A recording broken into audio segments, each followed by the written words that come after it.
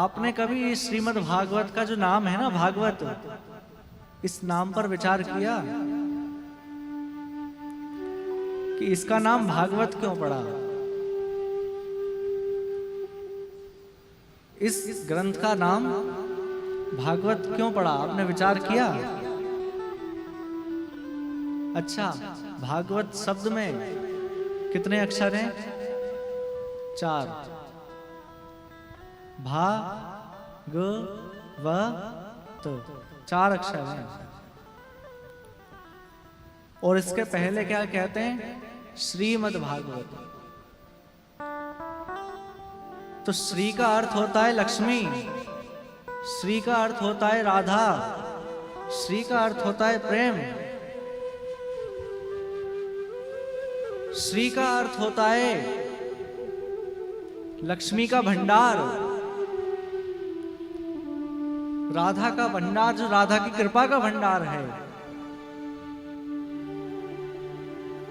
जो भगवान श्री कृष्ण के प्रेम का भंडार है, वह है श्रीमद्।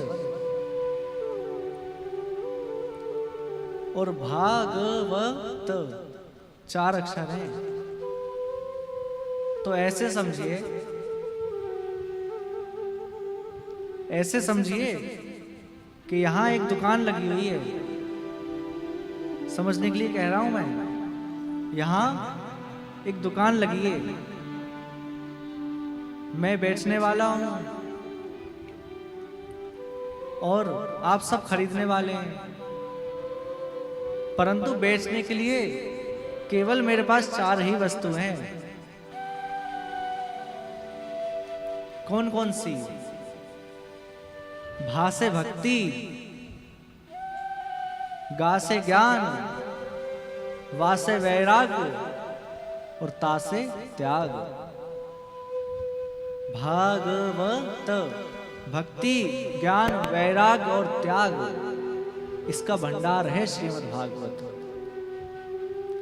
तो मैं बेचने के लिए मेरे पास केवल 4 ही वस्तु हैं। या तो आप भक्ति ले लीजिए। आप कहेंगे महाराज भक्ति तो नहीं ले सकते हम, क्योंकि हम भक्ति में लग जाएंगे तो घर को कौन पालेगा पोसेगा। हम भक्ति करने चले जाएंगे तो फिर घर में कौन रहेगा। हम भक्ति नहीं ले सकते। तो मेरे पास दूसरी वस्तु है ज्ञान। ज्ञान ले लीजिए। तो ज्ञान भी किसी को नहीं चाहिए। कल मैंने एक बात कही थी ना, आजकल व्यक्ति स्वयं में ही ज्ञानवान है, ज्ञान किसी को चाहिए नहीं है, सब ज्ञान देने में लगे हैं। तो आप कहेंगे भक्ति नहीं ले सकते, ज्ञान नहीं ले सकते। तो तीसरी चीज है वैराग्य। मैं कहूं कि वैराग्य ले लीजिए, तो आप कहेंगे महाराज एक दिन के लिए भोजन छोड़ने के लिए बोल दिया, उसमें तो हमारे प्राण कंठ में आ गए। कहेंगे कि नहीं? और वैराग्य, कल भी मैंने आपसे कहा था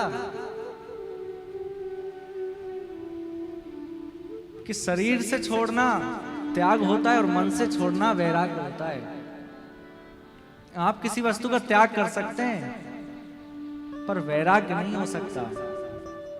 वैराग्य तो केवल ठाकुर जी की कृपा हो तो ही वैराग्य हो सकता है।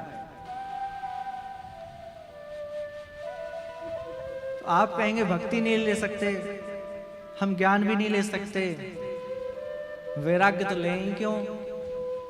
तो चौथी चीज बची त्याग।